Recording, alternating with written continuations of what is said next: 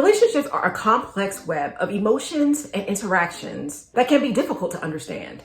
Well, I don't understand. But From our family relationships to our romantic relationships, these patterns can shape our lives in powerful ways. By understanding the common relationship patterns that exist, we can begin to gain insight into our own relationships and better prepare ourselves for the future. Emotional unavailability is a common issue that can cause a lot of distress in our relationships. We've all been with someone or know someone that is or was emotionally unavailable. You might be talking to somebody right now or in a relationship right now with someone who's actually emotionally unavailable. A little too emotionally unavailable, if you ask me. There are many different factors that can actually cause a person to be emotionally unavailable, such as abandonment issues, avoidant behavior, insecurity in a relationship, or just being in habitual toxic relationships. So in today's video, I want to talk about our relationship patterns, and I want to touch on emotional unavailability and what emotional unavailability does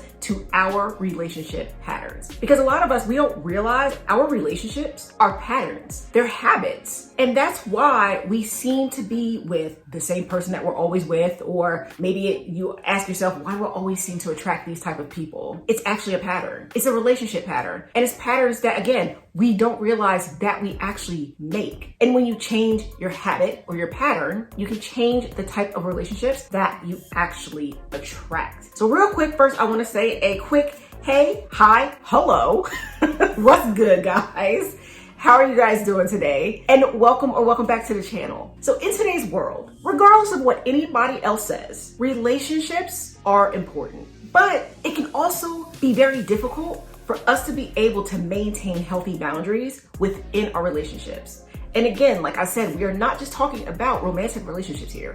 We are talking about friendships, family, people that are even outside of the romantic realm. And there are some steps that you guys can do in order to create these healthy boundaries and to improve your communication within your relationship. And a lot of these tips include active listening, being truthful with yourself and others. Because a lot of times, we're not even telling ourselves the truth, but yet we want everyone else to be truthful to us. You need to express your needs clearly and even set limits on what you can do. I think I said it in another video, and I can't remember what video it is at this moment, that your favorite word sometimes it needs to be no. So by understanding the causes of emotional unavailability and also taking steps to address these causes can create more fulfilling connections with your loved ones and yourself. A major cause of emotional unavailability is actually self-absorption. And basically what self-absorption is, I'm struggling saying that word, but basically what that is where you care more about yourself than anything else. We know a few people that's a little self-obsessed. We'll say that because it's all about them. Have you ever been in a conversation with someone? I know I have. Have you ever been in a conversation with someone and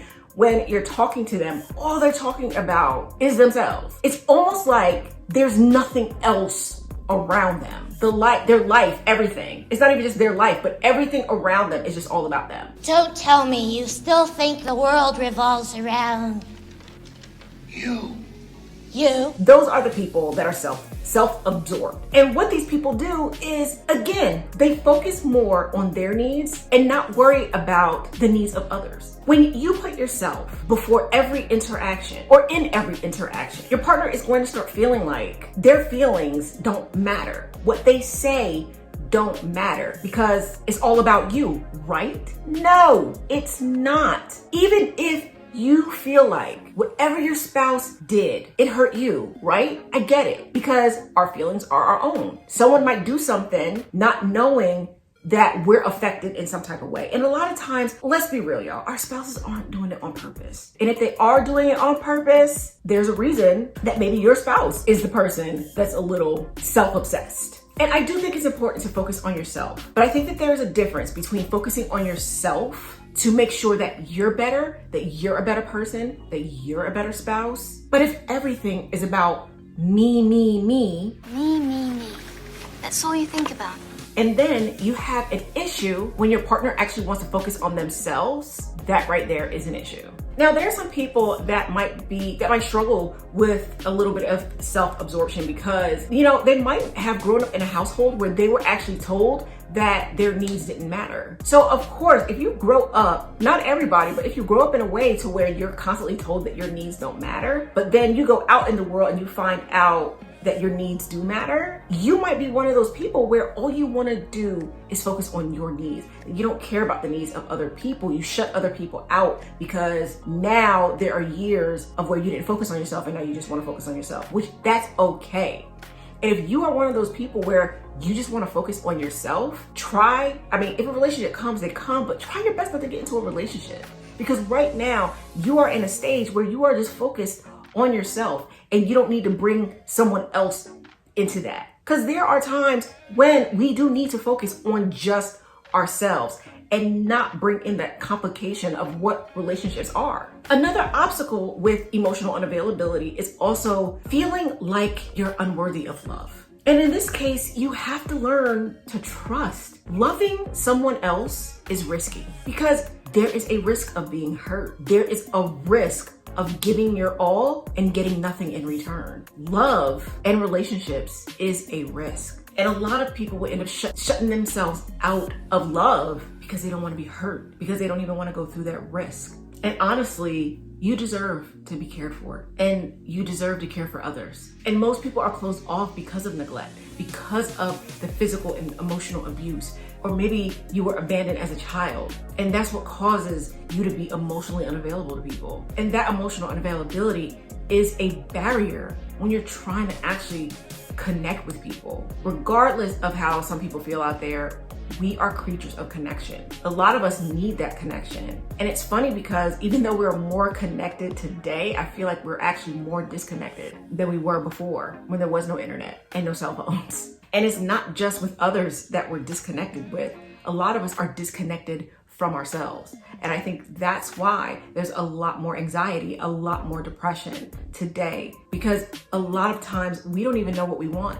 We don't even know what we need, but yet we want someone else to figure that out for us. Most people who are emotionally unavailable, they're not connected to their own feelings. And I think that if we do find healthy outlets like journaling, doing some form of art, whether it's going to an acting class or actually drawing, if you love drawing, exercise is really, really good. You have to find what's right for you, but it's very, very beneficial for you to figure out what is your outlet. When you are going through stuff and you just need to think, for me, it's exercise. I have to jump around for a little bit. I might go to a dance class. But what is it that you can do to manage that feeling of loneliness and isolation? You have to get out your house. I know it's scary, but you have to get out and do something. Now, if you're on the other side of that token and you meet someone who is emotionally unavailable, just know you cannot change them. As much as you want to try, you can't, because they have to deal with their own demons. And even though you want to be there for them, even though you want to support them, I'm going to tell you,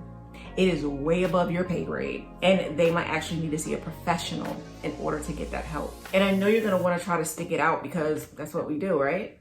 You want to show them that you love them. But sometimes sticking it out will only leave you frustrated and feeling alone. And many men actually suffer from emotional unavailability because they're the ones that actually withhold their emotions. They keep everything bottled up. They don't try to show anything. And it might even leave them to feel empty. And if you are in a relationship with someone who is emotionally unavailable, even if it's your spouse, be upfront and let them know how you feel. Don't be aggressive.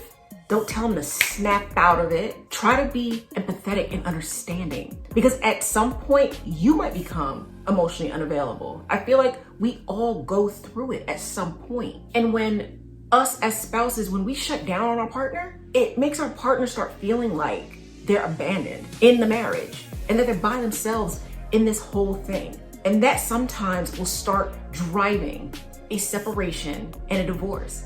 Because once you feel abandoned in your marriage, you're gonna start thinking, what is the point? What is the point in staying married if I'm just gonna be alone? So with a combination of self-awareness and some coping skills and developing some healthy strategies in order to deal with emotional unavailability, not just within yourself, but maybe even within your partner, it can help you foster greater emotional resilience. So my question to you guys is this. 1, are you the emotional unavailable one?